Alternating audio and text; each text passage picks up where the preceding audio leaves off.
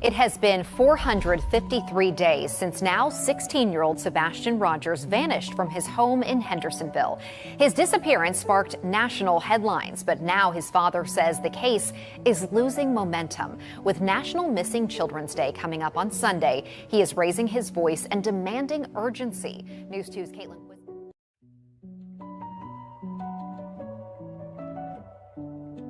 I went and talked to neighbors, and every single one of them, every single one welcomed me. And if they had video surveillance, they gave it to me. The only person that would not talk to me, as the only person that had something to hide and wouldn't talk to me. You know, she has a son that's hiding and waiting for somebody in the dark, late night on the 25th. And there needs to be some explaining for that. I'll just leave it at that.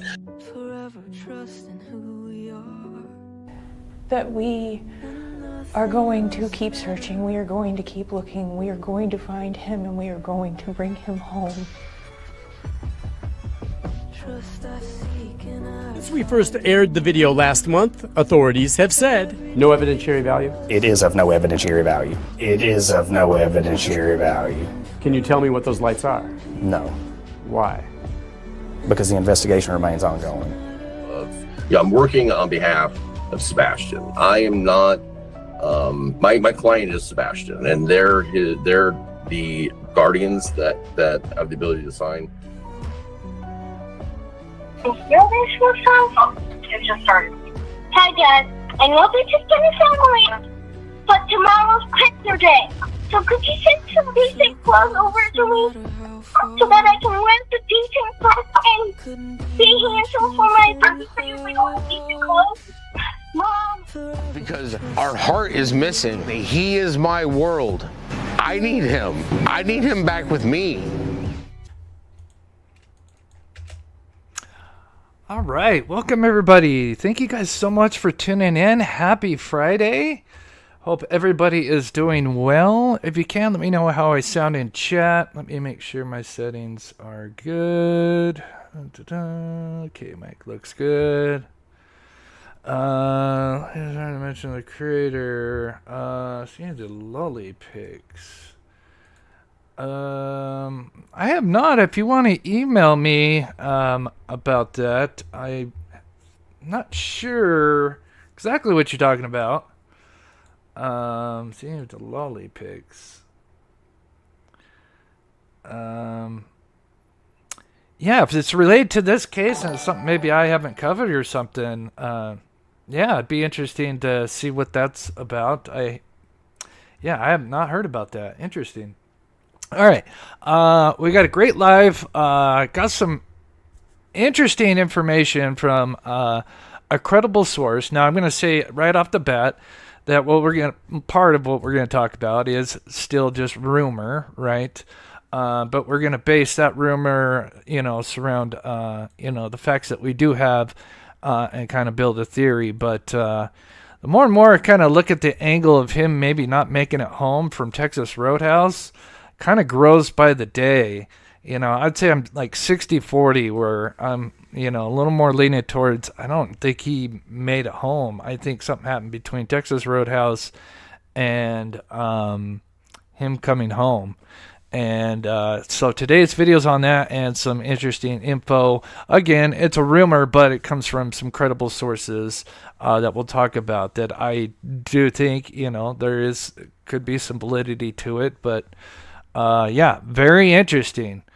Very interesting. So, and as well, you guys are here yesterday. As you guys know, I've been playing that audio clip with Heather speaking with the Stink Feet, KK, and Crispy, just asking for the timeline. She's working for Seth, and, she calls up the Stink Feet and just tries to, get their side of the story, right, and get the timeline. But you can tell it's like pulling teeth. Now, I believe Justin, Clutch Some Pearls, shout out to him. I believe he's the first one, correct me if I'm wrong, I believe he's the first one to play it. Although his audio, I don't know if he was playing it from a phone or something. The audio is kind of hard to hear. And then, of course, I can't find the original video. But luckily, someone sent me another video from Josh from the lab, and he played that whole entire thing, and the audio is so much better. Except he towards the end he adds in some sound effects and stuff, which I have to try to delete and kind of work around. So I was hoping to have that out. It'll be for the members and Patreons first, but then I will have that out just for everybody, because it'd be nice, because all of that clip, that phone call, there isn't like just a video on YouTube of just that phone call. It's always somebody playing that phone call, and then you kind of have people, of course, because when you're doing a live show, you're going to commentate. And was it Josh? Okay, so I stand corrected. All right. Okay, that kind of makes sense. Josh sent it to Justin. Oh, okay, that totally makes sense. Thank you, Florida. So that's probably why because it sounded like he was playing it off his phone. I could not find Justin's video, but yeah. But anyway, so I'm trying to clear up Josh's version because, it's so much better. You can hear about 90% of what they say compared to the one from Justin. But I need to kind of like edit out some of the sound effects and stuff. So I'm about halfway through that.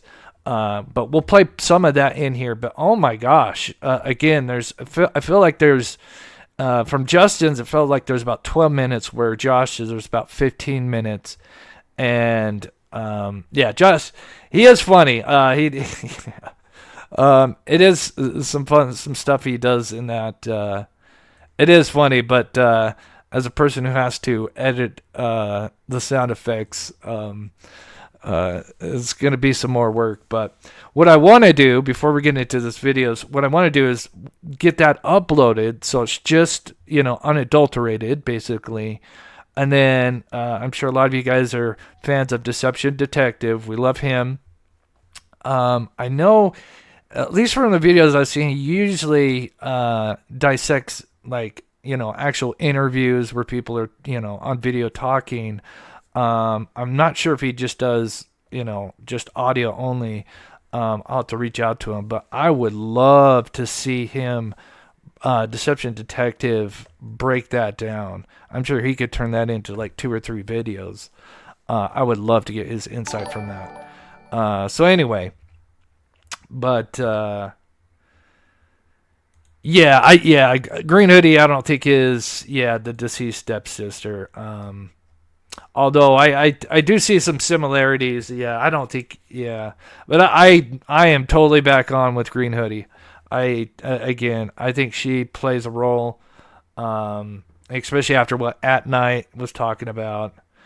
That would be interesting, Bless. I wish At Night would release the footage from bowling night. I say at this point, when a case is like going cold, you need to revitalize it somehow. Put a video out so people start talking about it. What harm's it going to do? I understand like the flashlight video, especially because there was a car. They wanted to keep that kind of under wraps. But, when you're a year over, the case is gone cold, you need to, spark the interest of the public again. And, obviously surveillance footage, whatever, would do that. So quickly, I just want to shout out and Jazz, as always, gifting a Mob Crew membership. Thank you so much. And also giving a super chat. God bless you. Let me just catch up in chat. And welcome to my wonderful members and Patreons and everybody in here taking the time out of their Friday weekend to spend time with us. Marissa says, bring Sebastian Wayne Drake Rogers home. We think of you every single day, sweet boy. Thank you, Chris. Thank you, Marissa. Yes. Keep his name out there. Of course, we'll be covering some other cases as well. Daniel Robinson, we're going to be doing a part 2 on that. And then, of course, Jack and Lily Sullivan. I've been kind of keeping my eye on that. And we'll probably do a live, if not this weekend, definitely next week to kind of, update. Alicia says, emailed you the link with the info. Please check it out. I really want to know. Oh, okay, about what you were talking about. Yeah, I'll definitely check it out. Thank you so much.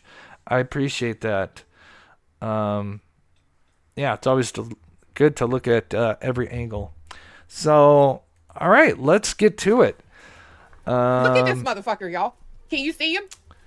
Yep. So there's Pigfest going on right there. You know, my God. a stepfather who has I'm so what he irritated claims right now. a son I really thought I missing, was but getting Show me your... he's dressing up for Halloween, a month early. My name's Deputy Samael, and I'm with the Special Police Department from the hashtag FUBJ. Show me your thing. That's how serious he takes, a missing child. Super soaker. They were not. For some reason. And of course, we got lovely Sheila and Fred out there. These people like Sheila and Fred, and of course, Silver's on the scene out there, spending their gas money, hotels, whatever, to go and search for this poor child. Truly shout out to all those. Of course, I'm sure there's a bunch of others as well. Just checking chat, make sure everything's good. Okay. Yeah, it is. It's disgusting. It really is. It's truly heartbreaking. Okay, so let's see. All right. So, for anybody that doesn't know what I'm about to play, this is just a bit of clips, because obviously I'm working on the entire phone call. I'm trying to increase it, make the audio better in certain parts. And then, of course, since the audio is much better, there's parts towards the end where Josh adds in, and you'll hear it here in a bit, where he adds in some sound effects and stuff. And although it's funny, I have to edit that out, so it's going to be a pain in the ass. But anyway, the context is this is, and I don't know, Florida, maybe you might know, maybe around the approximate date. I mean, I'm assuming this is probably in the first 2 months of him going missing, maybe within the first month, where Seth had hired a PI, Heather Cohen, and this phone call was recorded, and she's just basically, getting the stink feet's side of their story, the timeline, right? But if you've heard it before, it is, sorry, I was reading something. It's my ADD. I start reading something. I got, distracted. But yeah, Chloe, speaking, just trying to get the timeline, but it's like pulling teeth. So here's some highlights. And this will lead into, the main part, if you saw the thumbnail, about the 6 minutes. We'll talk about that here in a bit. But I see a pattern. This is why I would love Deception Detective to break this interview down, because when you kind of look at it from either way, even if you think he made it home, which again I could go both ways, for sure.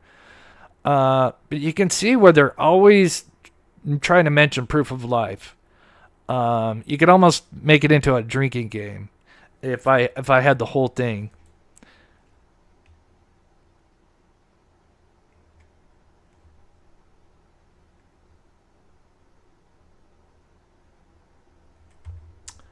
Oh yeah, you know what? By the time I probably get it, I'll probably have it done.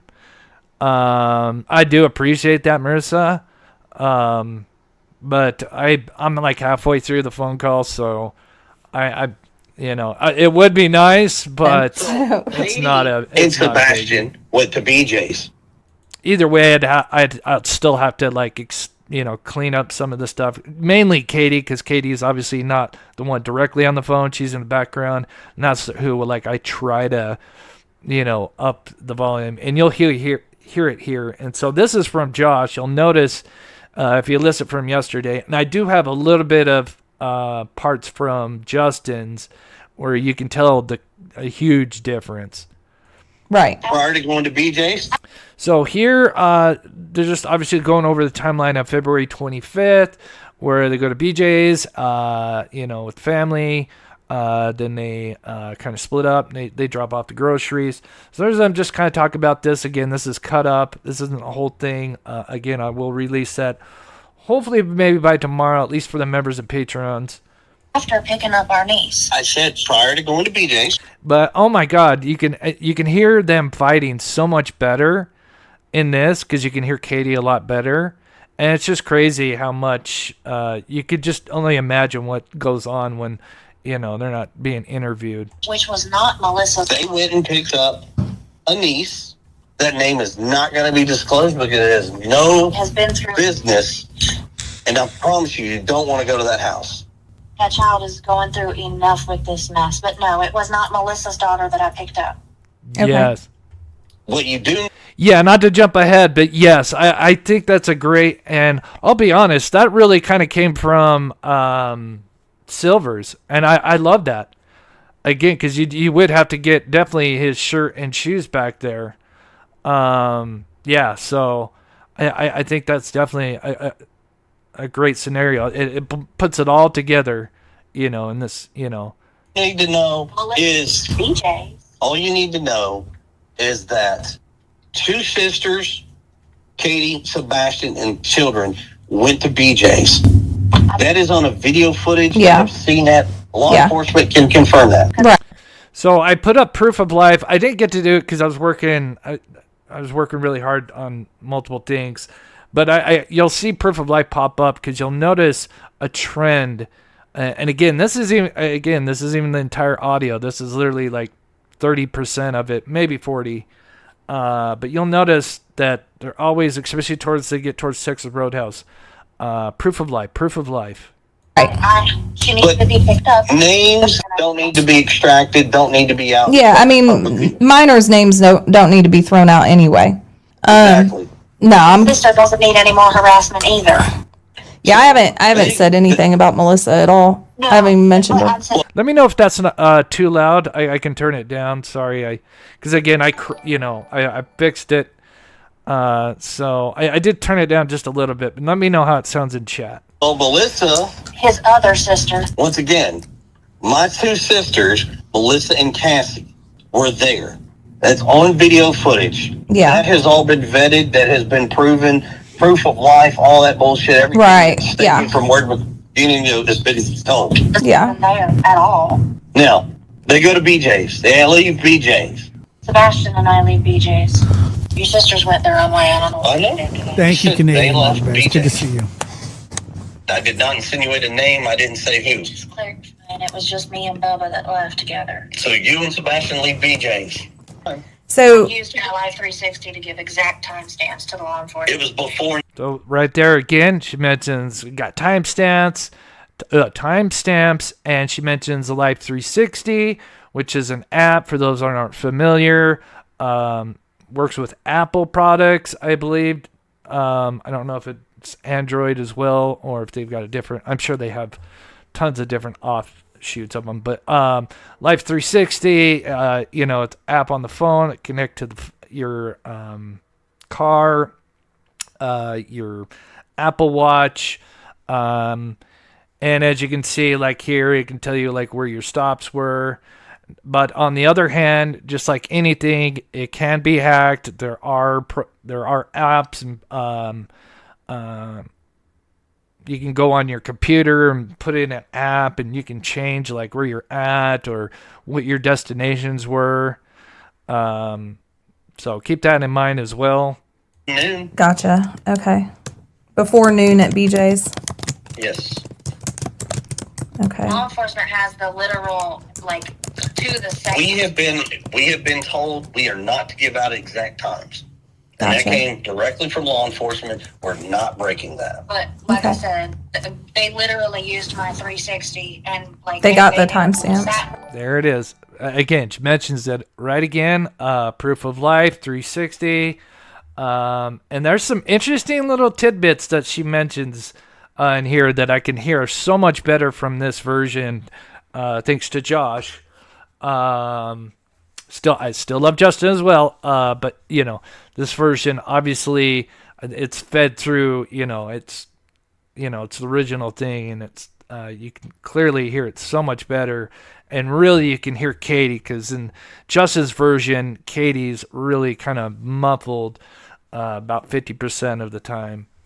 Joe South Oz says, love being here. Thank you for your endless hard work, Chris. Thank you so much.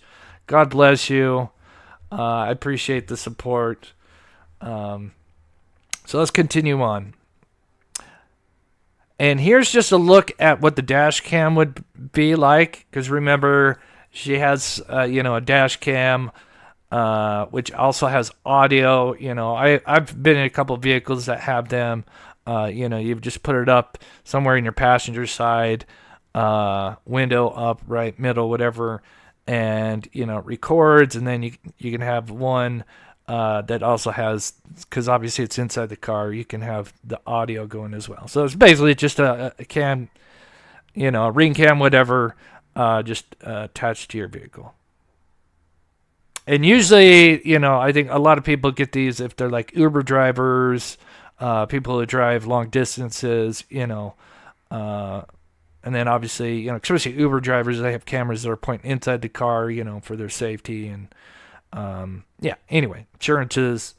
Route I took, they knew how fast I went. They knew if I did any stops, which I didn't. That right there is so interesting. Let me play that one more time. Notice how she goes out of her way to mention how fast I went. They knew if I did any stops, which I didn't.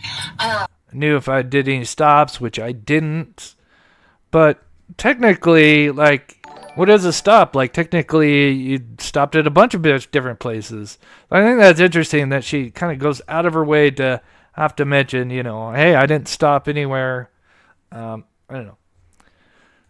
They know, they literally know every detail because we have upgraded 360. So they literally, and I have a thing in my car with a camera. She doesn't just have Life 360. She has the upgraded version. All right. And here in the background is a video of just one. If you look up Life 360 hack, you pull up 1,000+ videos of many different ways and programs where you can literally alter, and and they show it real time. Hey, I'm in my apartment, but right now it shows I'm showing that anybody that's looking up my Life 360, it shows me 2 miles away at the temple or whatever.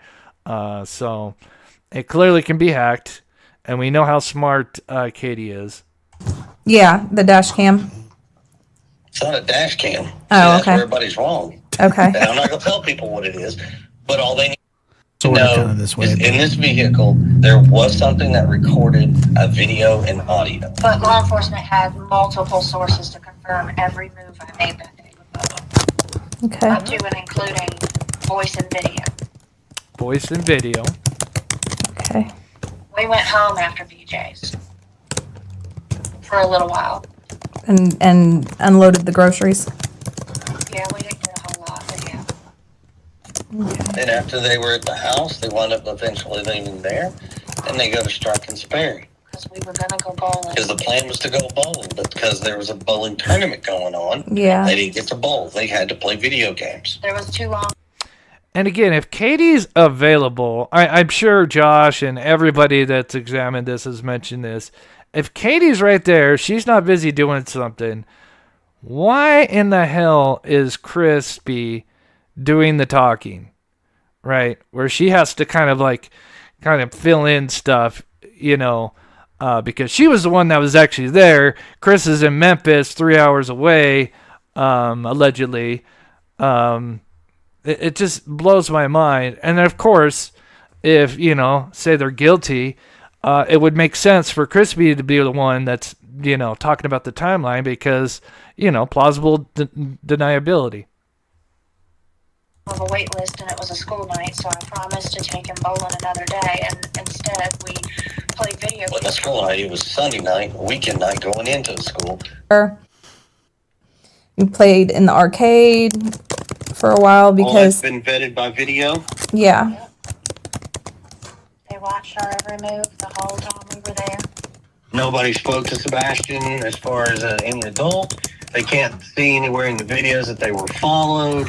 So keep this in mind. Listen to what Crispy says right here. This is very interesting because I love how Heather is going to throw a wrench in this. And it just shows how much Crispy lies. We know he's a habitual liar, right? You know, he brings the proof, right? He brings the proof, but he's a habitual liar. Sorry. Not really. But listen to how what he says about the bowling alley and the footage, right? And then Heather's going to drop a wrench in this. Whitney Mason, thank you so much for becoming a member and supporting this channel. God bless. Let me just quickly shout out Black Witter. Good to see you, sweetheart. Thank you for the 25 months. That's so awesome. Over 2 years of support. Huge supporter. God bless. South Oz with 8 months. That's so awesome. Thank you guys so much for the love and support. All right. I am reading the comments as I go on, but here we go. Here's Crispy talking about the footage at the bowling alley. For a while because all that's been vetted by video. Yeah. They watched our every move the whole time we were there. Nobody spoke to Sebastian as far as any adult. They can't see anywhere in the videos that they were followed. Yeah, so if that is something that you're going to speculate on, it has been eliminated. Yeah, I did talk to them about that, and they said that the cameras were shit. I love that. So apparently, according to Crispy, you can, it's clear as day, and you can see everything that's going on. There's no suspicious activity, but then she says, which has been, until we actually see it. But I've heard it multiple times. Yeah, that. And that kind of makes sense. If it's an older establishment, it probably doesn't have the most upgraded surveillance cameras. So I love how she kind of throws that in there. And I think they kind of then, changed their tune and they kind of switched to something else because, that kind of contradicts, we can see everything that's going on. But yet, it's apparently this camera is shit. That they were followed. Yeah. So if that is something that you're going to speculate on, it has been eliminated. Yeah, I did talk to them about that, and they said that the cameras were shit. That they weren't really able to see a whole lot of anything at the Strike and Spare. Okay. Strike and Spare's kind of getting up there in age. Notice. Now Katie comes in. Yeah, the Strike and Spare, it's kind of an older establishment. It's kind of, I think that's hilarious. Yeah, so funny. Completely contradicts what just Crispy just said right there. Makes me wonder if they ever saw any of that footage or was just showing a few things. But, I mean, I'm sure Katie at the very least had seen stuff. Considering, they're going to try to look at all possibilities. This comment, yes, we will talk about it, Lynn, about how it all combines. Because again, as you know, I am a big proponent that the 3 a.m. lights are them and the suspicious cars involved. We'll put it all together if you weren't here yesterday. But yeah, we'll put it again. Yeah, we'll put it all together. As a, like a scenario A and a scenario B type thing. Man, almost 400 votes. Wow, interesting. I thought it would be a little bit closer, but at least half of you think no, he did not make it home. And then 32% not sure, and then 21% yes. But yeah, we'll definitely talk about that scenario. But all right, so Heather comes in with a wrench saying, yeah, that bowling alley had shitty footage, which is hilarious. But they went all the way back to BJ's, all that fun jazz. But we went straight from Strike and Spare to Texas Roadhouse. And they confirmed again the video there. They even showed Seth a clip of it after his little "I haven't seen proof of life" comment, even though he had. Yeah. Which did he tell you about that? About what? That his little comment, he hadn't seen proof of life since Friday or insinuating or Thursday or Friday when I last saw or heard from my son. Yeah, I'd heard about that comment. Texas Roadhouse. They showed when they walked out of Texas Roadhouse. Yeah. he has seen a video of Sebastian at the fucking house Sunday night taking the fucking trash out. Right. From inside my car. And of course, there she says, yeah, he's taking the trash out, effing trash out. And she says, yeah, there's, I know at the very least she says audio in my car, but she does have video and audio. Now, I'm assuming she's referring to clearly she's referring to the drive back. But that's where we're going to get into this 6 minutes. And again, when we start talking about this is just a rumor. But it does come from a source that I would say credible. But again, we're going to put that rumor and kind of put a theory together based on the evidence that we do know. And I do think it's a pretty legit scenario. And it just, the green hoodie lady, it puts her back into play. We know At Night released a bunch of stuff about 2 months ago, give or take, where they basically said, it was right after I think it was just right after the FBI statement came out or around that time, and basically said, look, like, they tried to make it seem like the green hoodie this lady was like a regular, but then when they spoke to the Texas Roadhouse people, they said no, they had no idea who this person was. It was not a patron. All they did was come in, use the restroom, and leave. They didn't buy anything, and they were concerned and thought it was suspicious. And they did want to help. They were concerned because they knew about Sebastian. And then, you have, was it Sumner County or TBI? I can't remember which one. Both corrupt in my opinion, but, when that all comes out, the video comes out last year, November, December-ish or something like that from Dog the Bounty Hunter's team, blows up with the green hoodie. And then we get a statement December 13th. I remember it was a Friday, claiming, yeah, we just tracked down that person and we cleared them. Which again, if that was true, just saying, that is absolutely atrocious that they had no idea that there was a suspicious person walking up to a mother's, to Katie's car the night before Sebastian disappeared. I mean, that is atrocious. I don't believe it. There's no way in hell. And the fact that they allegedly tracked this person down in like 3 to 4 days or something like that. Not saying they couldn't, but I mean, I don't know. No bueno. Okay, so we got more of the interview, but I want to start now going into the 6 minute thing. And again, this is just a rumor, right? Sorry, I got to take a sip.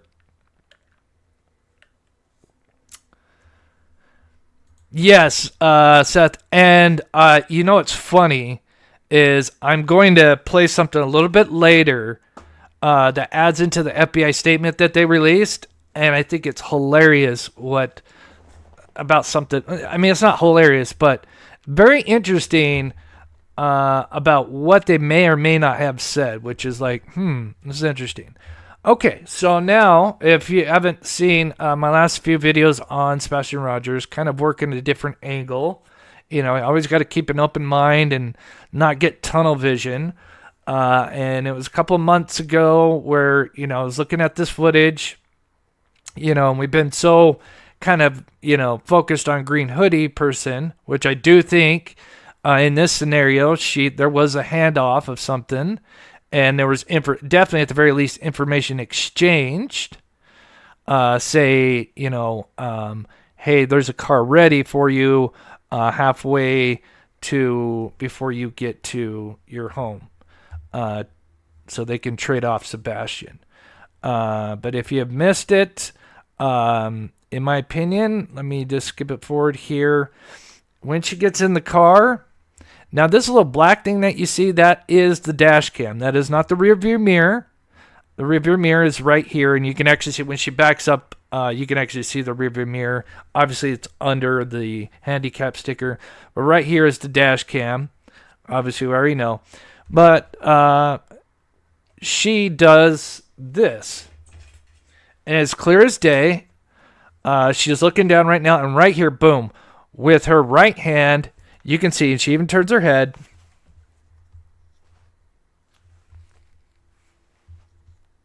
Clear as day, putting in my opinion, some kind of headset right there. I mean, unless you're putting in an earring, the world's fastest earring or whatever, unless you got like plugs or something. That is the exact motion. Everybody, whoever's, had headphones, especially the buds, that's the exact motion that you do. And so why would she do that? Now obviously you could argue both sides, but I think that's pretty suspicious. So from there, it's about I've heard it's about 10, it just kind of depends on, the traffic and everything. When you Google it, it says about 15-minute drive from the Texas Roadhouse to the home, but I've heard you can be down to about 10 minutes. Okay,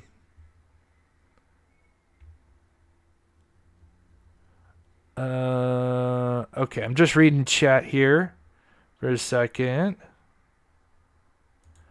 Oh, yeah. He looks, when he first notices that, he even kind of stumbles, and she kind of like pushes him, when he's kind of by the pole or whatever, like he's kind of like, whoa, somebody's by her car, and she's just, it's like she knows this lady. Totally. I mean, again, I know we've kind of, and other channels have broken just the interaction with Green Hoodie. I mean, it makes no sense unless you knew this person. So I think she was handed something, possibly a burner phone with a headset. This is just one of the theories. I'm sure you could get out a couple other scenarios, but, adding into that, she put a headset in. I think she got instructions from Green Hoodie that there's a car waiting to take Sebastian.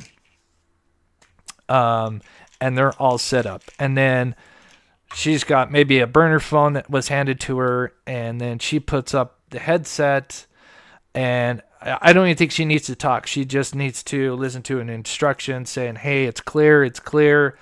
And maybe just kind of yes and no. And of course, remember, even though there's audio inside the car, the video's recording, obviously the road. So we have no idea exactly what's going on inside the car, and it could just be made to seem natural. So, moving on from that. So like I said, shout out to Silvers. He kind of pointed me in the right direction. Silvers on the scene. I may have his link in my YouTube channel. Sometimes I do, and then sometimes I clean out my description. If I don't, I'll have to make sure I put his channel in there. But definitely go check out Silvers. Amazing guy. There's been a couple of sources, and again, that I would consider credible, that claim, allegedly, of course, just rumor, that apparently there's only about 6 minutes of audio of Sebastian. Now, again, just rumor. Can't verify it. But it kind of backs up this theory of him not making it home. So, kind of interesting if you break down the drive back and where 6 minutes would land. And so, let's look at this. So here is just the road map from home, from Texas Roadhouse to the home. And it's about, again, it says about 15 minutes. I've heard it could take, anywhere from 10 to 15 minutes.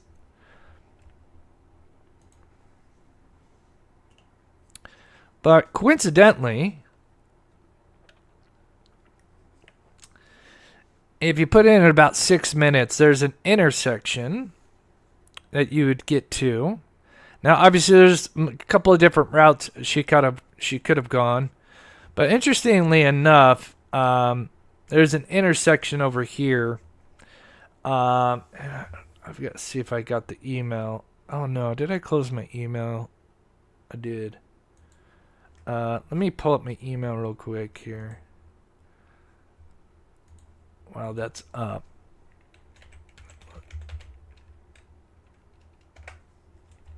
Second here. And there's two intersections where if I were to do a drop-off, I would probably do it on that right yellow that we're zooming in right here. And that's kind of the street. Unfortunately, I don't think...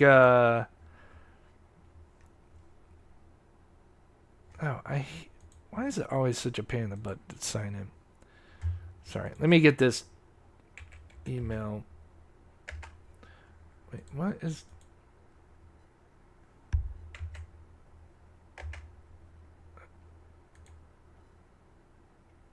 They're always changing things. Okay, sorry guys, I just want to make sure I get this. Okay. Let me read. I'm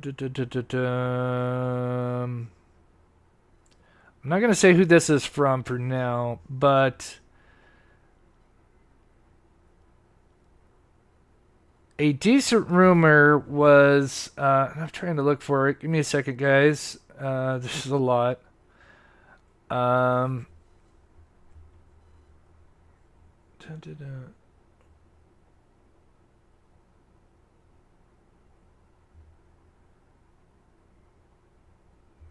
Oh, maybe it's further down. Where are you? Of course. Oh, it's too far down. Oh, okay. Here we go.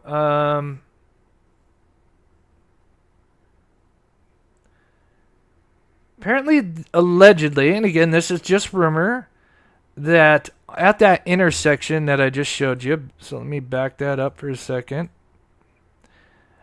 At the intersection. This roadhouse. You could tell. Here we go.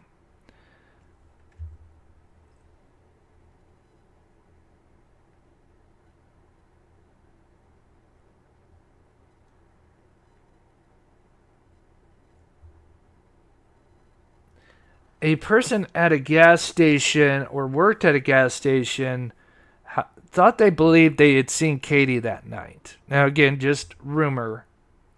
But again, this comes from people I trust that, just wouldn't make up anything just for clicks. But again, rumor. But again, this is off Stop 30 in New Shackle Road, which, once you get to that intersection, you would, if you were just going to go straight home, you would then go up New Shackle Road up here. But there is allegedly someone that thought they believed that they saw Katie that night. Now, again, just rumor. But think about it, because obviously the video would be like this. Now, there would be audio inside the car, so maybe she's got Sebastian talking a little bit. Maybe she already told Sebastian, hey, your cousin's going to, pick you up because I have to go somewhere, something to kind of maybe that's why Sebastian looked so, because Seth has always said, like, Sebastian didn't look like himself. And maybe she told him, hey, I'm going to have somebody pick you up, on the way back. And that's what Green Hoodie was there to kind of relay, and then maybe hand off a burner phone with an earbud to, kind of give directions like, hey, it's all clear. And she gets to one of these intersections. And then as they stop, maybe, she kicks on some tunes, and then door opens. You wouldn't know it, especially if the camera is completely, focused outside. And he goes and gets in a vehicle that he believes is, no threat. And then she continues on. And, you have audio for the first part of the trip of Sebastian. And then now you drive home pretending like you have Sebastian with you. And then obviously when you get home, because usually if you're not familiar with these dash cams, they usually they record like when you start up your vehicle. There's many different versions, but I think a lot of these newer ones are very high tech. Again, I'm not an expert in these, but from what I've seen a few videos, I know some of the older ones, you would actually have to, click it manually, start it. But these newer ones, they're straight into the system. And so basically when you start that car, it starts recording from what I understand. But anyway, So, you know, she drives back home and then kicks off the keys and then obviously everything shuts off and then it still seems like audio. Yeah, now that's, again, you got to look at it at all angles. Now, again, that's why I say you could kick on the music, right? And you could even say like, oh, someone was putting their trash out. But yeah, that's why I say, you know, there's many different things that you could kind of just play off as, oh yeah, I opened up my door I didn't realize it wasn't shut hard enough, or yeah, just kick on tunes. But anyway, you know, not looking too much into it, but again, it's still pretty sound. And again, the 6 minutes, again, still just rumor, but it comes, again, if you guys have followed my channel, I don't put out stuff that, you know, that I've heard. I've heard a lot of things, unless I know these sources, and, you know, and I know that they, again, it's still just rumor. It doesn't make it any more true. But at least, you know, I think there could be something to that.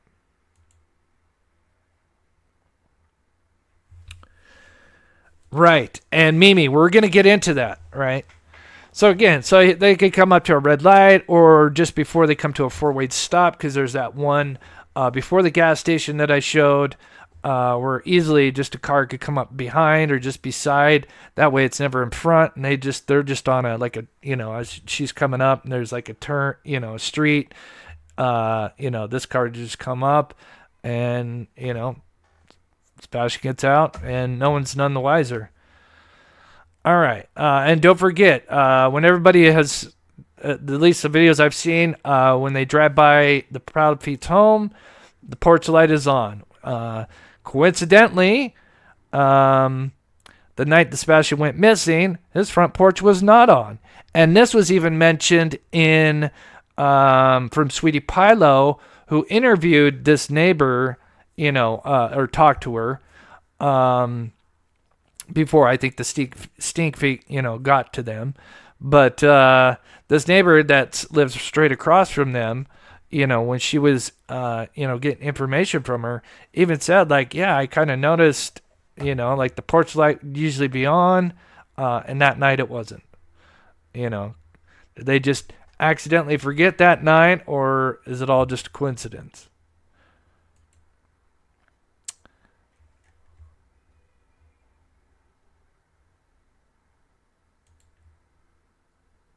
Avy says, yeah, it's certainly possible for sure.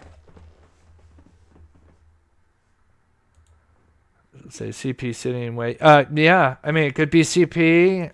Yeah, I would think, you know, if you know, again, we're just kind of speculating. I would definitely think it wouldn't be just some stranger, right? It would have to be kind of someone that maybe Sebastian knew, right? And I don't think you would want to do this with some complete stranger, you know, and panic Sebastian, and someone that could, you know, turn on them. I think this is all, you know, if this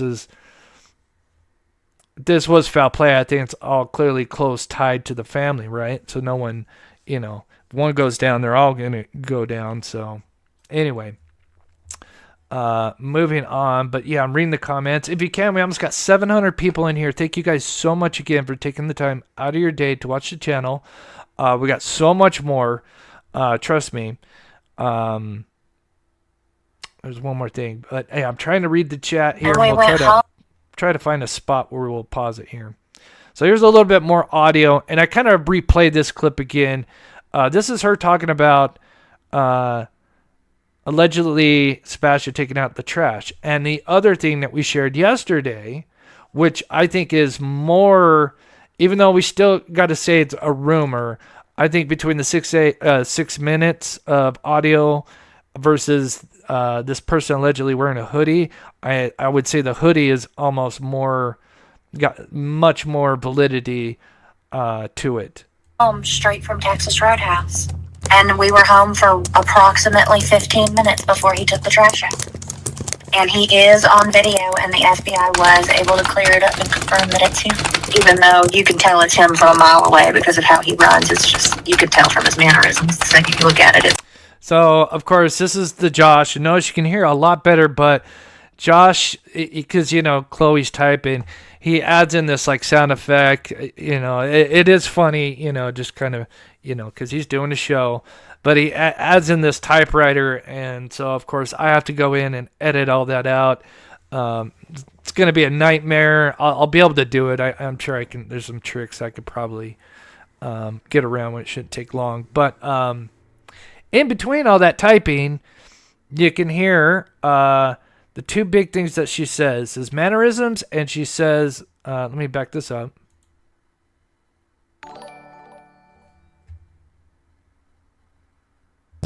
Definitely. And we went home straight from Texas Roadhouse. And we were home for And notice how she says we went straight home from Texas Roadhouse. Like, very interesting the way she puts that. Not just like, hey, we went home. Could be looking a little too close, too much into it, but kind of interesting. approximately 15 minutes before he took the trash out. And he is on video, and the FBI was able to clear it up and confirm that it's him. Okay, notice what she said right there. The FBI was able to clear it up and identify him. Her words. One more time. Let me play it one more time because this is very interesting. No, I have definitely. And we went home straight from Texas Roadhouse. And we were home for approximately 15 minutes before he took the trash out. And he is on video, and the FBI was able to clear it up and confirm that it's him. So FBI, according to her, confirmed it was him. Okay. Even though you can tell it's him from a mile away because of You could tell it's him from a mile away. how he runs. It's just... How he runs. Very important. How he runs. Right? Huge. Mannerisms, how he ran. Because rumor is, yes, I haven't seen it, but Seth has, and Seth has mentioned it a bunch to a bunch of different people. So we have a fairly good idea, of what it is. It's a dark silhouette. You see the trash can coming out. Obviously, thinking about a person taking a trash can out, it's blocking half your body anyway. And allegedly this person is wearing a hoodie. Keep that in mind. Wearing a hoodie. And then when they drop it off, they run back. Now, obviously, if you're a mother, you would know your child's mannerisms, quirks, what have you. And if you were to try to play it off because you knew it was very dark, maybe she tried to do the running thing as to show that, oh, well, look, see, that's Sebastian, because I wouldn't be running back to the house. You could tell from his mannerisms. The second you look at it, it's him running, but still. Okay. So he took the trash about 15 minutes. And that was about what time was that? Don't know exactly off the top of our head. So, remember the FBI clearing that up and her words confirming, the FBI confirmed that was Sebastian Rogers. I would think that would be huge because technically that would be the last known proof of life, right? That we know of, right? Huge. So we get an FBI statement that came out on a year and a half of him missing, a year since they put out that $50,000 reward, which they literally said, basically, more or less saying like, hey, we believe he was abducted and there's some kind of foul play. But yet I think, a lot of the other side, completely forgets about that. They love to mention the $50,000 reward, but forget that the reason that the FBI even what they put in that statement. But let's look at what they put out this year, recently. Let's look at their timeline, right? So this is coming straight from the FBI, right? Now, that would be a huge deal to incorporate the last proof of life, right? So here it is. Now, obviously, I'm not going to read the whole thing or anything. I'm just going to read the very first part. And here we go. On February 26th, of course, Jesus. whoever wrote this, geez. Katie Proudfoot went up to her, man, their 15-year-old son for school to surprise her. He was nowhere to be found. Sebastian had spent the previous day with his mother. The pair shopped at a department store, played video games at a bowling alley, and had dinner at a local restaurant before heading home for the evening. After returning to their home in Hendersonville, Tennessee, Katie and Sebastian prepared for bed, saying goodnight sometime between 9 and 10 p.m. Then they go into a quote. Katie told us a little bit before 10, they heard a loud bang. Well, wait a minute. Since clearly they're adding in quotes and paraphrasing and adding in context, and this is coming from the FBI, well, wouldn't they want to add in right here between these two spots after, actually probably in this middle of the sentence, say, yeah, after returning from home, we can see, or you can see Sebastian taking out the trash can, right? Wouldn't that be a pretty big, according to Katie, if that is confirmed by the FBI, that would be a pretty big point to put out there, to point out in the timeline. It's not there. That is not there. Now, you could be devil's advocate, clearly whoever wrote this, needs some work on the research.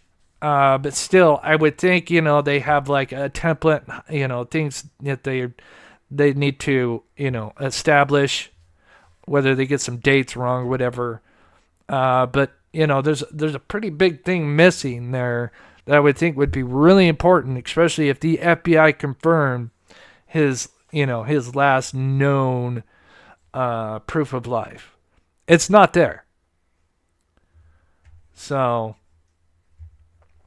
yeah. And then, people are talking about the thumb. We're gonna get to that as well, because we're gonna get to a pattern that also kind of lays into this. I mean, it could go both scenario A and B, but definitely leans a little more towards this scenario. But yeah, what do you guys think? I mean, I think that's again, I would think they have their bullet points, right? Clearly, they got some dates wrong, but I'm sure they had bullet points that they need to add in, and there's nothing there about Sebastian being seen on surveillance taking the trash out.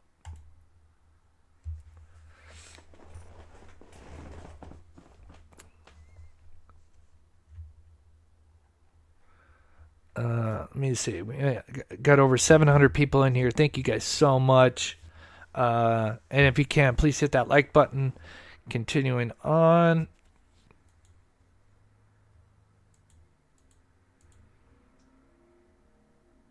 So, of course, this is the, it's too bad, certain fish sticks couldn't just release this footage. What is it going to hurt, right? It's a cold case. You may have footage that may show Sebastian somewhere, but, instead you want to produce this narrative that, it's a damn trash truck driving around.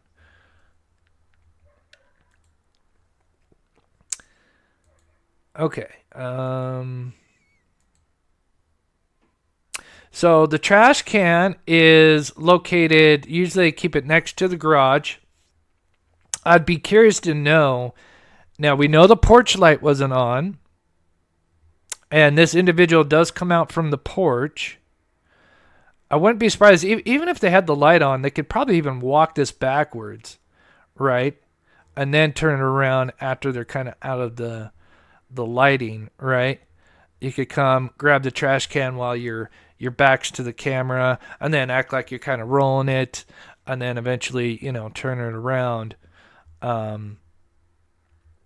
But according to a better, a better rumor that has more validity, allegedly this person was wearing a hoodie, which raises major red flags. And then after they put out the trash, this person... You Even though you can tell it's him from a mile away because of how he runs. It's just, you could tell from his mannerisms. The second you look at it, it's him running, but still. Okay. Notice how she emphasizes running multiple times. Very interesting. You know, if that's all they have to go off is that what made them believe that that's Sebastian, you know, that's not enough. You know, it needs some, you know, something like you could tell, you can see his glasses because they reflect off something, you know, because there's still lighting.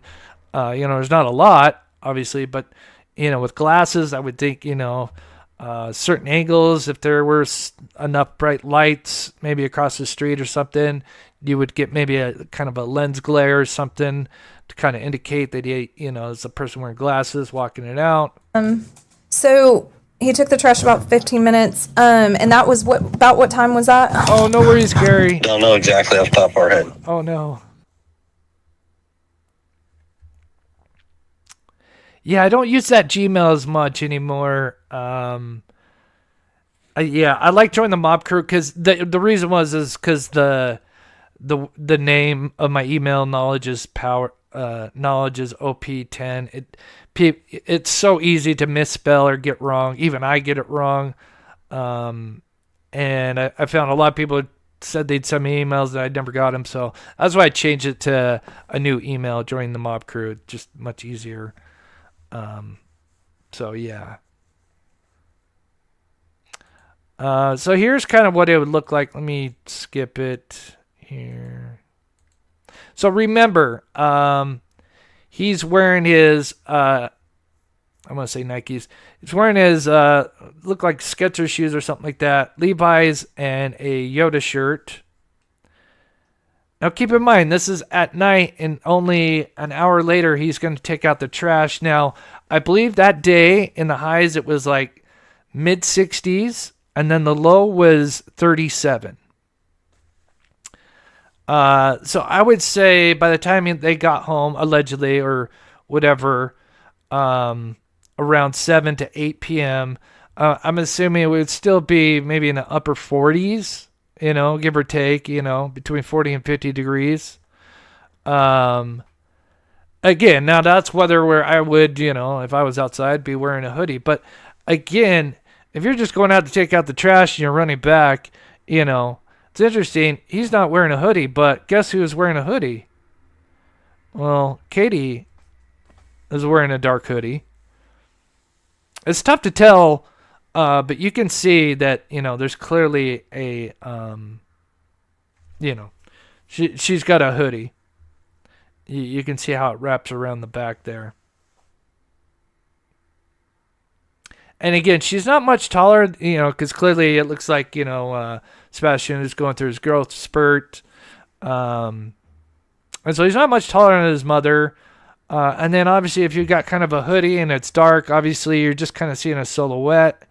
You know, you're not going to really see, you know, how big this person is. You're just going to see kind of a figure. And then if they have the hoodie on, you know, the only thing that you might be able to tell is the running. And it's interesting that she just happens to kind of reinforce that multiple times that he's running back, which is interesting. Right, yeah, especially if you're just going to then get ready for bed, right? Not to say, you know, play devil's advocate, you know. You could have a hoodie right there by the front door and he kicked it on. But, again, you know, it is only, you know, 40 degrees, you know, give or take, somewhere around in there.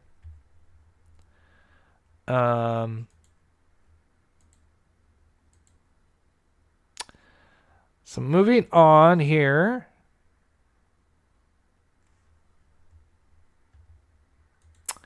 Yeah, everybody in Texas long. Yeah, and I would, you know, if it was 60 degrees, I would probably have. But yeah, it's interesting. That's a great point. And we went home straight from Texas Roadhouse, and we were home for approximately 15 minutes before he took the trash out.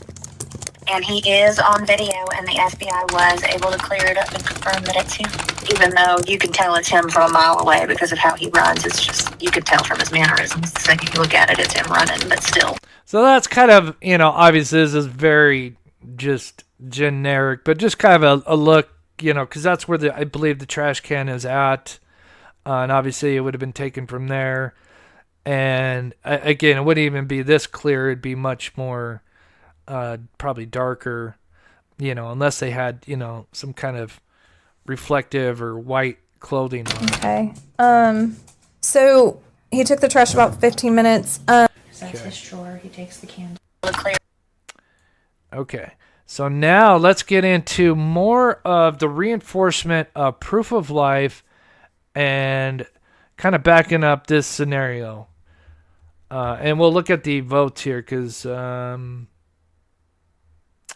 about the same, but we about got 600 votes. We went to the kind of bowling interesting. alley, and then from there we went to dinner. Came home. He took out the trash because that's his chore. He takes the can to the end of the driveway.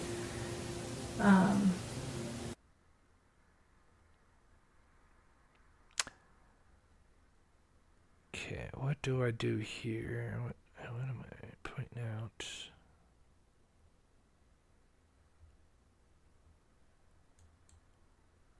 Oh, I know. There was a step. Okay, so a little bit more with the phone call. Her and Mom told him, Sebastian, whatever you're doing in there, knock it off and go to bed. He said, yes, ma'am. So this is her talking about, asking about, after they got home, and after he just got put to bed. And this is about the noise. I'm doing good, me and you. Thank you so much. Good to see you. Have my good days and bad days, unfortunately. Okay. So there's about 9 o'clock. You told him to go to bed. You were on the phone from about 9 to 12. It was about 11 p.m. when you heard the noise from his bedroom. No. Notice he jumps right in. Remember, we can't have exact timelines, but here we go. She just kind of throws out, a time. I think 11 p.m. 9 o'clock. You told him to go to bed. You were on the phone from about 9 to 12. It was about 11 p.m. when you heard the noise from his bedroom. No. No? That's Josh from the lab. That's not right. And look at Liz. And I wonder if they're kind of discussing or looking at each other, because remember, we're going to get into why they do this and what's interesting. And I think there is another way to look at this. This is why it's good to just kind of look at other scenarios and kind of see what may be the motive for what they're doing. Hello? Yeah, we're still here. No, what you said was not right. Well, can you correct me? No. Somewhere between 9 and 12. There was a sound heard, and Mom told him, Sebastian, whatever you're doing in there, knock it off and go to bed. He said, yes, ma'am. And wouldn't that sound like that's what he'd be saying to Crispy, Not to say they couldn't have, especially if he was, even though he wasn't really living, Crispy wasn't under the same roof with Sebastian for, I'm not sure how long, at least I believe 52 weeks or something like that, if not more. Someone noticed in chat a little, but clearly, obviously, because of the CPS reports, which I'm sure if we, were to see, I'm sure, God, the internet would blow up. Especially the fact that they're now, he has, I don't know if he's trying to get full custody of Faith, but it just makes me sick to my stomach. But not to get sidetracked, let's play a little bit more of this. 9 and 12. So, for those that don't remember, I'm sure most of you guys do because everybody's so good and helpful with this. But if you guys don't know, one, the Stink Feed didn't even do an interview until about a week after he went missing. On top of that, they did make 2 appearances, maybe one other, but I know 2 appearances on the Dutch's YouTube channel. Shout out to her for her great work with the missing. And interviewed them. Now, in both those interviews, obviously, you try to get timeline. And I think it's funny because she, in one of those videos, clearly Crispy's doing most of the talking, as usual. And, she's trying, and clearly Katie's right there. And, she even's like, speaking to Katie, But anyway, for those that may not know, this thud, or actually it was noise originally, was not mentioned until March 18th, which actually didn't air until March 20th, almost a month later. Now, I was kind of wondering, thinking of another theory or an idea of why they needed to add that in. You would think that's a big thing, not to mention or forget, right? That's basically the last time you heard your kid and had a conversation, allegedly, because of this incident, right? But no mention of it in the interviews with Duchess, no mention of it in the extensive interview, I forget the channel name. It is not mentioned until Chronicles of Olivia, March 18th, which aired on March 20th. And if you think about it, this is another way to show proof of life. Remember, kind of part of this, scenario,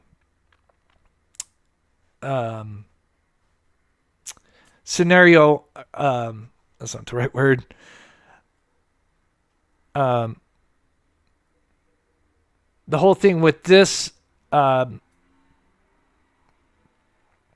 scenario A, or whatever scenario B, with him being taken, is they're trying to show, as much as they can of proof of life, right? If you kind of think of it that way. Proof of life. Did they mention it in Smiley's? I could be wrong. Definitely correct me if I'm wrong, because I don't want to be wrong. I always thought it was from Chronicles of Olivia. Was verse 1. But either way, even just clearly it wasn't mentioned in the very beginning. But continuing on, if you think about it, this shows proof of life, or allegedly proof of life.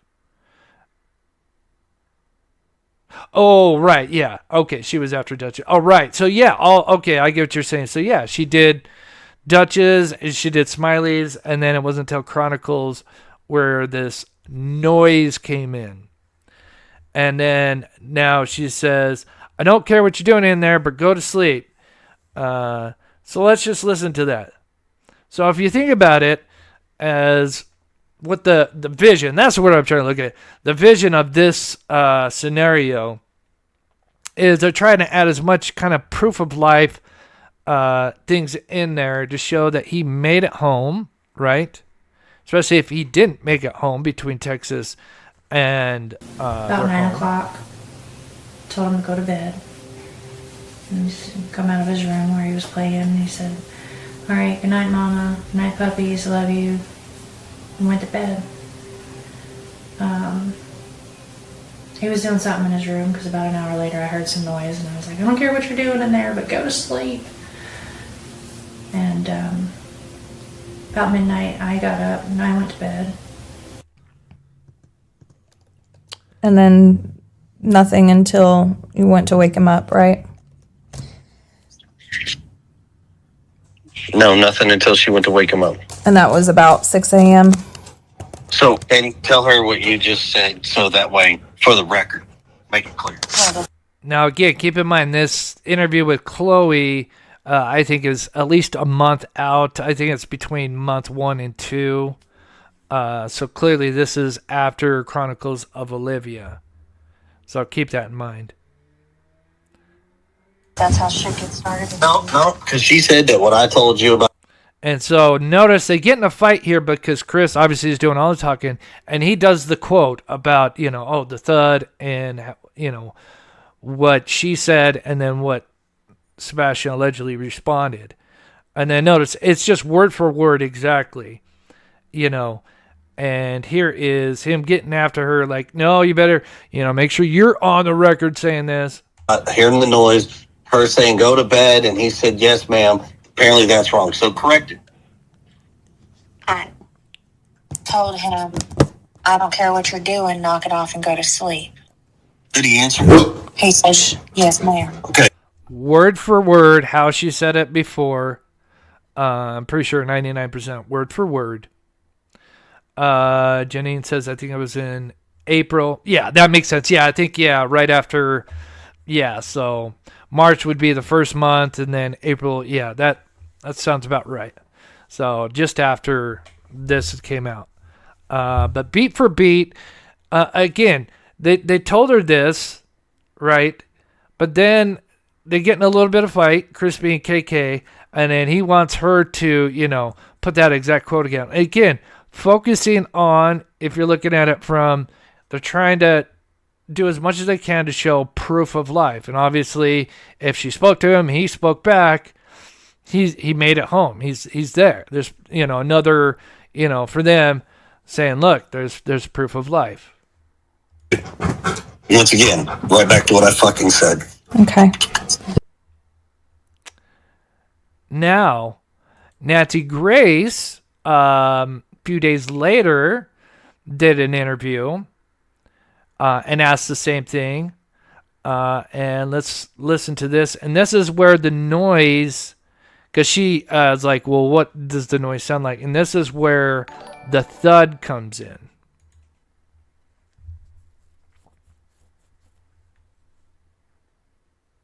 That you said, look, that Oops, sorry.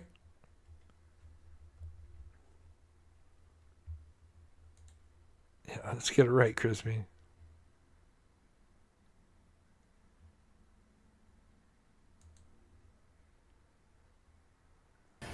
earlier you had yeah. stated you heard a noise in his room before you went to bed. What time was that? Around 10 o'clock. 10 p.m. What did it sound like? Just a thud. A thud.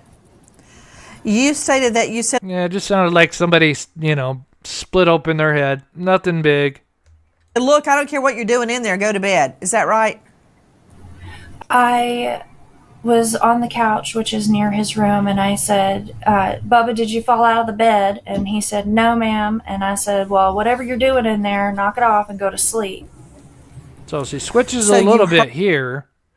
That's a little bit more. Heard his voice at 10 p.m.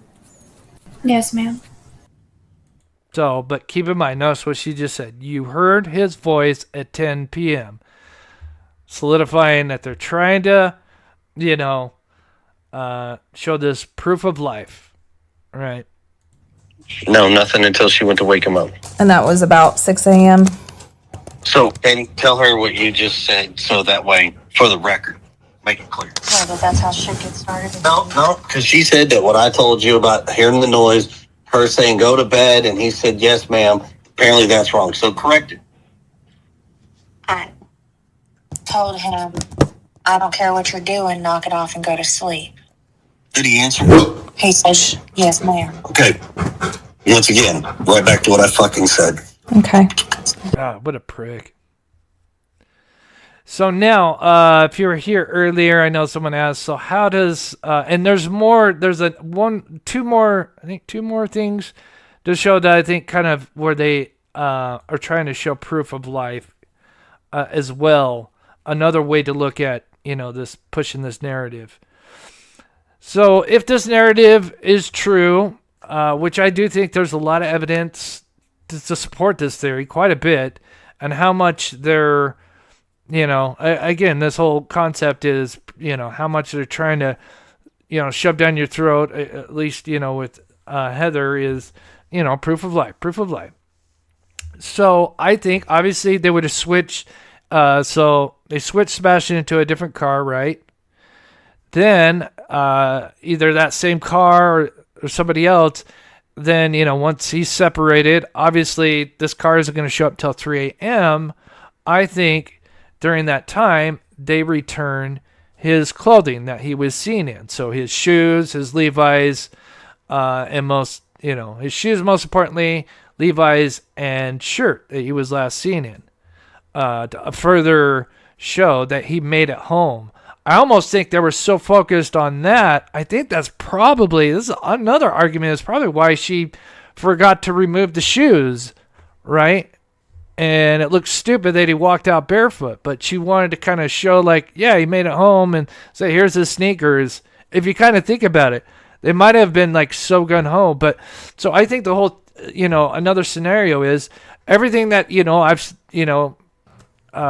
suggested in the 3 a.m. You'd said that I believe did happen, except instead of moving Sebastian himself, they are going to collect the clothes.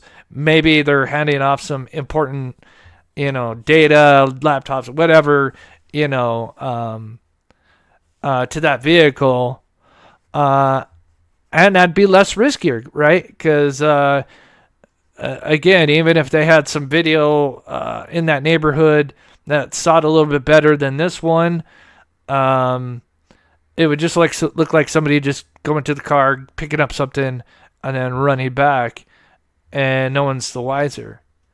But it's definitely plausible. So it's still everything, kind of fits in. It's just instead of Sebastian being moved out, they're going to retrieve items and maybe switch out stuff. I'm like 60-40. I'm starting right now. I'm leaning a little more towards he may not have made it home, but I could still see both ways for sure. But there's more. didn't think he ran away and that he ran away. So listen to this, and then I have two more things. Maybe it's one. At the very least, one more thing that I think is also another big thing that they're trying to proof of life, that he made it home. But again, it does make you think about, like, how could they have messed up, like if this was an inside job, how they didn't like remove a pair of shoes to make it look like he wandered off. But they were so like gung-ho on making it look like he's, made it home, that again, with everything going on, they didn't think about it. Now, this is where she asks like what they think happened, right? What's their theories, right? He went missing out of her home under her watch, right? And here's the most ridiculous response I've ever heard. So what do you think? Neither one of us have an idea. How? All we can tell you is, like, that's why I asked you what you exactly know of this case, what Seth has told you makes it easier for us to fill in the blanks. How in the fuck, sorry, one snarky Chris, how in the hell is Seth gonna help? He wasn't there. How is Seth gonna help fill in the blanks if he didn't speak to Sebastian? I think since that Thursday, I believe. Correct me if I'm wrong. Like a day or two before. How is Seth gonna help fill in that? That makes no sense. And you know what they're trying to do? They want to know what he knows, so they can prepare. Because it doesn't make sense. Yeah. Because your client has an idea in his head, and that is his narrative. I like how you said, like, your client. And that's what he is painting. Oh. So I just need to know what's being said. And I'll fill you in. I bet you will. I'm sure. And I'm sure it'll be absolutely 100% the truth, right? You and your polygraph test and, God knows, man. Every other word is BS out of his mouth. But again, it's like, I want to know what Seth knows, right? Why would you be worried about that? If you have nothing to do, like, why are you worried about what Seth may or may not know? How is that going to help find Sebastian Rogers? The thing is about Seth that I don't think he's kind of just back and forth. So that's the end. Again, that's just about 30% of that interview. And again, if you missed it earlier, I am going to upload the whole thing. I got the much better quality from Josh, the lab. You can tell it's so much better. Although, unfortunately, added in some sound effects towards the end, which I'm going to have to try to... I will be able to. It just may take a little bit more time. But I'll need to get those out. But two reasons why I want to do that is, one, I just want to upload that so it's unadulterated, because everybody that's played it, just like me, how we did, we're breaking it up and there's commentary over it. I would just love to upload it so that way people can listen to it. I know there's a few things that might not be able to tell, and so people in the chat or in the comments can, I think those make for great videos. And then another goal is I would love to have Deception Detective break that down. Oh my God. I think he would have a field day with that. So there's our lovely Silvers and Silvers 2 doing some, I don't know if recon's the right word, but, doing their due diligence. They're in the neighborhood because obviously they're out there looking for Sebastian. They have every right to drive down any neighborhood they want. Amazing people. Okay, so here's another thing that adds into this proof of life, and then we'll read chat for a bit here.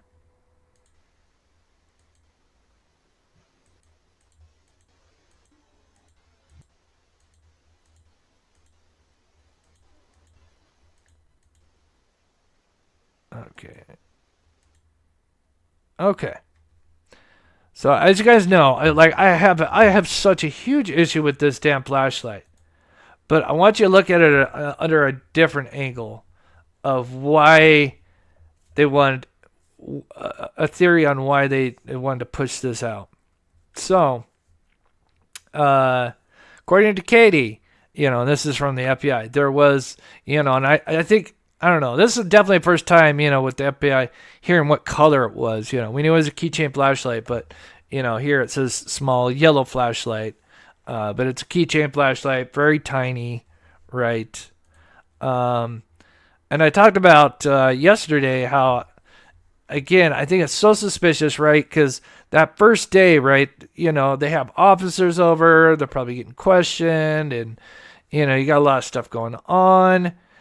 And, obviously there's, little to no pictures of his bedroom. So we don't know, what his bedroom actually looks like. I know, like an average teenager his age, I'm sure, like myself, wasn't the cleanest. I'm sure under their roof it was probably, more tidy since, Crispy likes to throw away toys and assert authority, and other stuff that goes along with CPS. But again, even if he had a clean room, we're talking about something that it is of no evidentiary value. Oh, do I not? Oh, I think I cut it out. But you guys know how small a keychain flashlight. I mean, fit it in your palm, very tiny. I just find it odd. And then this quote here shows, and this is from Melissa Proudfoot, which is Crispy's sister, right? Hey everyone, this is my nephew, high-functioning verbal autistic. He walked out of the house in the middle of the night with his glasses, a small flashlight, and no shoes. We have been searching since 6:30 a.m. yesterday. So we know from this message, clearly this was written on the 27th, right? As they were looking on the 26th for him. So on day 2, if not earlier, they knew this small little tiny thing, flashlight, was missing. And I always kind of leaned it towards this is fit the narrative of the flashlight and, with the flashlights going on. But another way to look at it would be this is another sign of proof of life that they're trying to show. Hey, look, there's this keychain flashlight. It's not there anymore. He must have took it. Just another little thing that they're trying to add on, that he made it home, he was there, and somehow got out of the house. But again, if you think at it like that, as just adding, building onto that whole proof of life, this makes a lot of sense. And there's even talk, if you guys know David, is it Drummond? I want to say Drummond. That's the basketball player. Oh gosh, if you know who I'm talking about in the chat, a linguist or something like that. But he breaks everything down. He writes it on a marker on a whiteboard. Very smart. I'm sure eventually he'll blow up. But he believes that the way it was worded and stuff, he believes this might even come from Katie herself. Is it Austin Drummond? Gotta start with the David. But yeah, guy, very smart. And, of course, then it puts in that whole theory of might have gotten in the backseat of a car, which is kind of interesting. But yeah, kind of interesting. Mike Demand. That's it. Thank you. Mike Demand. I don't know where I got Drummond from.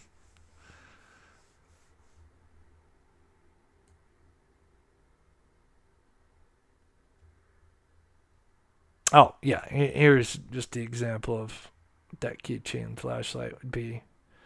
Don't know. I only, from what I've been told, Seth took a polygraph test through Nancy Grace's TV show. What time is it? So we started at 5:30. Yeah, Mike. Yeah. Yeah, I love his work. I think, seems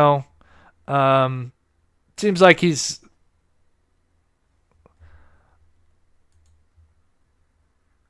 Yeah, I said David Drummond. I knew it had a D in it. That's why I had the D's.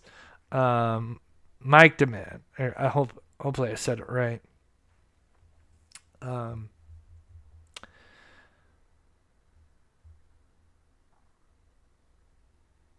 Just reading chat. Let's see what else. Okay. I was advised by TBI not to do that. Polygraph. When all this is said and done, there's only 2 answers that are going to come out of this. One, Sebastian is going to come home safe and sound, but he's going to have some, he's not going to feel. He's going to need a lot of mental psychologists. Sure. That's the word I look for. That's what he's going to need. Or 2, Sebastian will be found dead in the woods. Sure. Yeah. And I believe it's the latter. I honestly believe within 2 miles circumference around there. Sheila thinks around the school. She thinks she was wanting to ask Katie if he had a favorite teacher, was he comfortable going to school, all these questions about school. And Sheila feels that he was headed toward the school for some reason. And so here's what I can tell you about. And then he basically says, there's tons of cameras, never saw him in school. But yeah, just a quick recap if you came in late. Again, I'm going to go everything, but, from some credible sources, and again, this is just rumor, but a rumor is that the audio from this dash cam allegedly only has 6 minutes of Sebastian Rogers, where this is a 10 to 15 minute drive.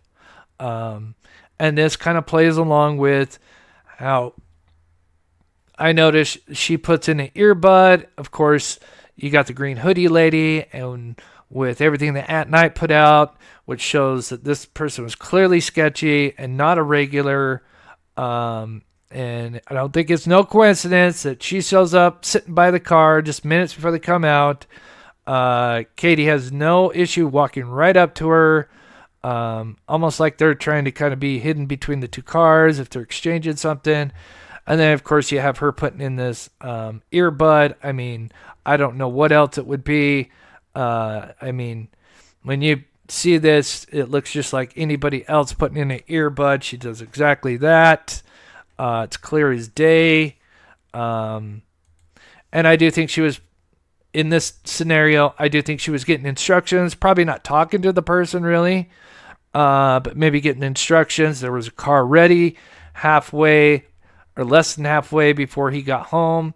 I think there is some talk that allegedly Katie was seen around this gas station that night. And if she went up, there's a couple places around in this area here. A lot of this is, kind of more rural. And just like these pictures here, a car could be waiting. And obviously, since the camera's just pointing outside, right? Now, of course, there's audio inside. You could say, oh, well, she kicked on some music. And, a lot of car doors aren't very loud, and she could have told Sebastian early on before this, and maybe that's why he's acting the way he is. She says, oh, so-and-so is going to pick you up after we leave Texas Roadhouse. And so, there's no commotion, and he gets transferred off. And then later on around 3 a.m., obviously, since he was seen with the shoes, he only has 3 pairs of shoes. They bring back his shoes and his clothing that was seen on the Texas Roadhouse. And then I think this even adds a little more validity to why, how could she mess up leaving his shoe, leaving at least 1 pair of shoes, and, if they were involved, and maybe there were and so many things going on that, they got the shoes back, put them by the door, and didn't realize, all of his shoes are there, and looks kind of stupid. And then all the things that they keep trying to mention, this proof of life, they try to reinforce throughout this interview that I am going to release here soon. And the other thing with the flashlight, because obviously he wouldn't be able to take his cell phone, because that wouldn't make sense, because then, somebody took their cell phone, it would be on. He didn't take his wallet, right? Remember, that was on the kitchen counter. All this stuff's right there that he didn't take. It just makes no sense. He's going to walk out there barefoot. It's absolutely ridiculous. So, yeah. Sensei, thank you so much for the $5 euro. God bless you. And thank you so much for your love and support and your hard work. Lori, member for 11 months, almost hitting that 1-year anniversary. That's awesome. Thank you very much for caring about Sebastian. Thank you. Jocelyn, gifting a Mob Crew membership. Thank you, Jocelyn, for all your hard work and love and support. And Palmer, thank you so much for becoming a member and supporting this channel. God bless you. And then I just got to say, let's end this poll. We have over 700 votes. 47%, it's about stayed the same. 47% believe he did not make it home. 23% believe he did, and then 30% not sure. So you could probably throw, if you divided that up, you could probably say a little more towards no, and then maybe, 40% yes. So, but definitely majority, or at least half of you think, for sure, at least for now, think that he did not make it home. Which again, there's enough there to support that theory. And yeah.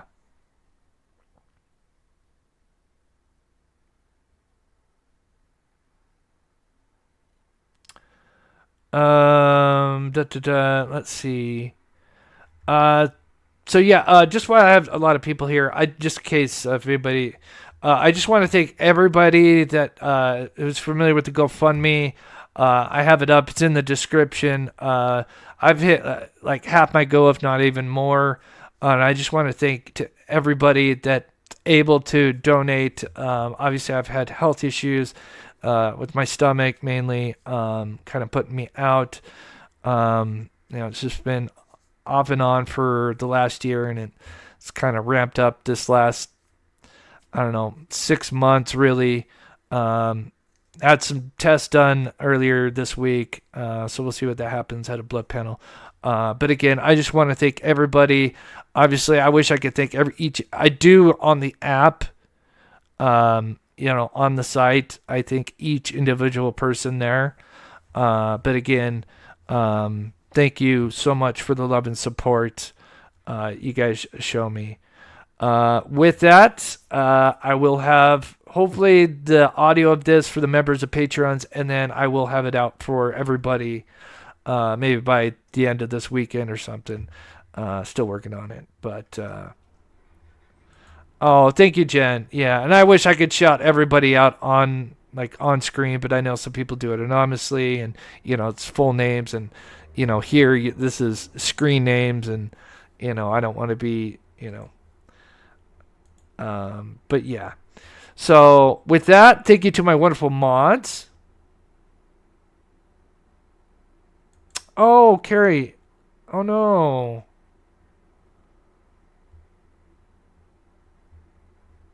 Oh wait. Oh no, you had an accident, Carrie? Oh shoot.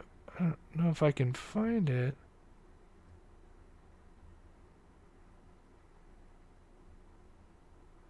Wait, Carrie's saying... Wait, what's Carrie saying?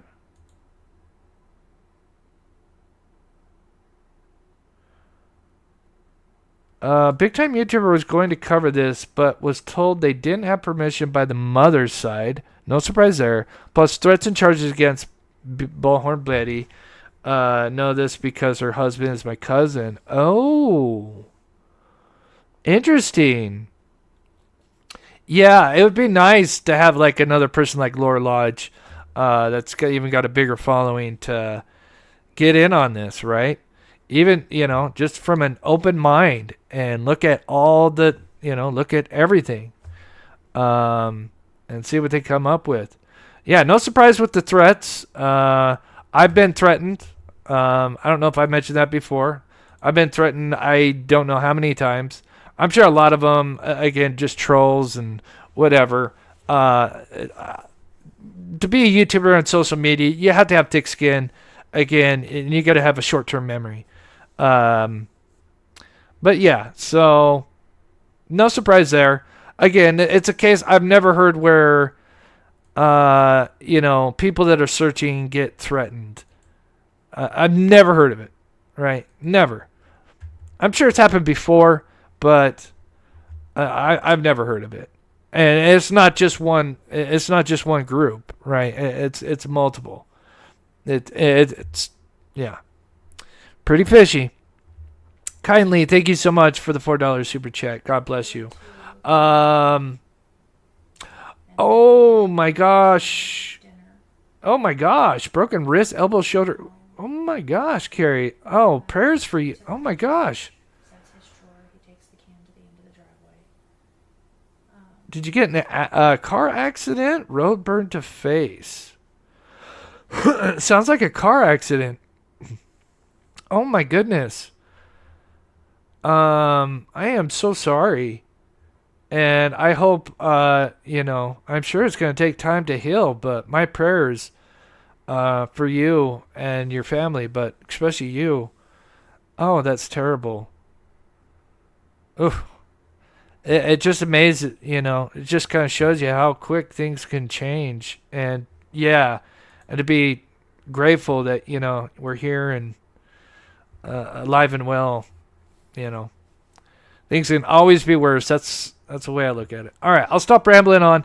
Thank you guys so much for taking the time out of your Friday morning, afternoon, evening to watch the show. We'll do a Daniel Robinson part 2.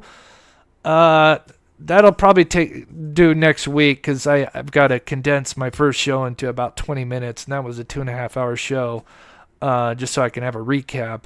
But we're going to do at least 3 parts, and I promise you, once we start getting into the motives, I had some great people behind the scenes helping me, and it's very interesting. And then, of course, Jack and Lily will definitely do one of those as well. So with that, I'm going to try to hopefully go live every day, or if not every other day, because I got to make up. I missed a whole week at the beginning of this month, so I've got a lot to make up. So I'm at the very least, if it's not a live, it will be a video.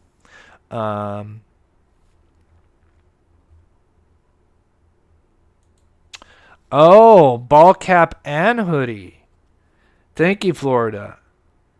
Interesting. Ball cap and hoodie. Now, I have not heard the ball cap. Actually, no. I have. Interesting. If that detail, because I mean, that would be kind of hard to see, but you could see the bill if they turned. Interesting if that's true. And I know Beef Florida knows their stuff. We'll still say it's speculation, but obviously it comes, especially if it comes from Seth. Yeah. Very interesting. Especially if Sebastian didn't ever wear a ball cap. Wow. Very. That is something I'll have to look into. Okay, Kiki. Love to see it.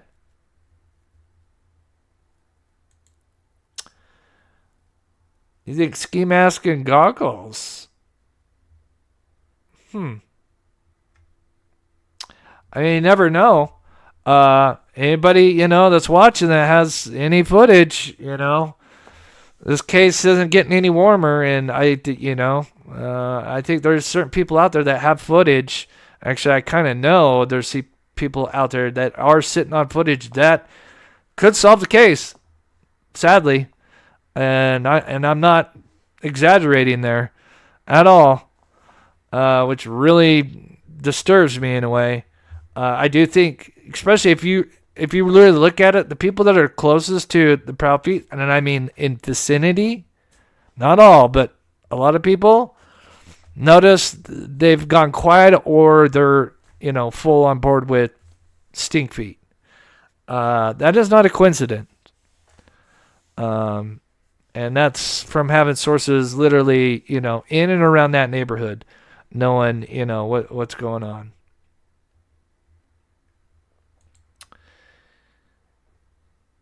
Navy issue. Yeah.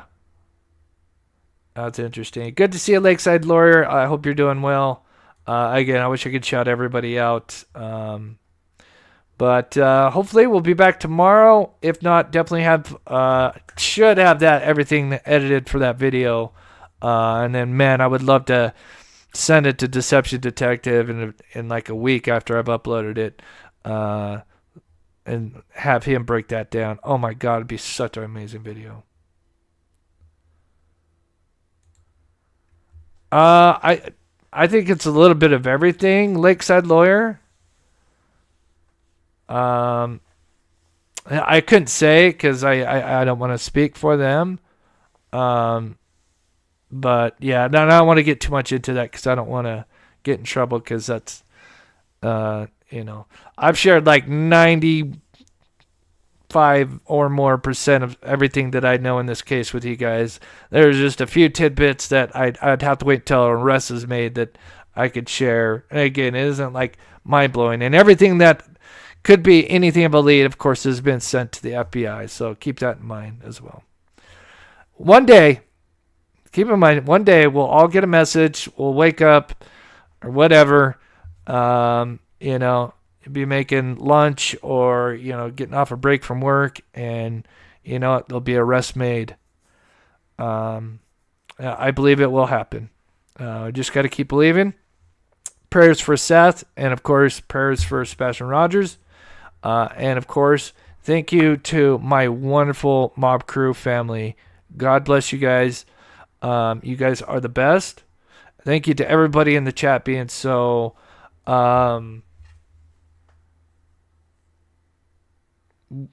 so amazing in the chat. Thank you so much, Lana. I think I just got it. I have funky service because I have the ACs are up on the roof above me, and there's so it's kind of I get like messages. Sometimes I get them right away. Sometimes I get them 5, 20 minutes, 30 minutes later. It just kind of depends. It kind of sucks, but thank you so much for the PayPal. If it's you, Lana, God bless you. And thank you to anybody again for the support. All right, guys, I'm gonna get out of here. And then, of course, thank you to my wonderful mods as always.